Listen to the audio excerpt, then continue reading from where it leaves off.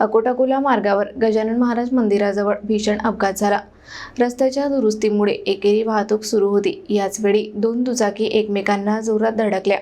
अपघातात दोन्ही दुचाकीस्वार गंभीर जखमी झाले असून त्यांना रुग्णालयात हलवण्यात आले आहे।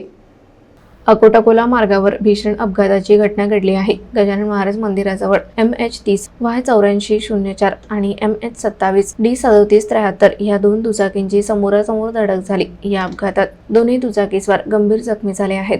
रस्त्याच्या दुरुस्तीचे काम सुरू असल्याने वाहतुकीसाठी एकेरी मार्ग खुला ठेवण्यात आला होता। या बदललेल्या मार्गामुळे वाहतुकीचा गोंधळ निर्माण झाला आणि याच गोंधळात दोन दुचाकी एकमेकांना जोरदार धडकल्या। अपघात इतका भीषण होता की दुचाकींचा चुराडा झाला आणि दोन्ही दुचाकीस्वारांना गंभीर दुखापत झाली। अपघातानंतर तातडीने स्थानिकांनी मदतीसाठी धाव घेतली। त्यातील एका जखमीला अकोला येथील शासकीय रुग्णालयात हलवण्यात आले असून त्यांच्या प्रकृतीबाबत अद्याप माहिती मिळालेली नाही।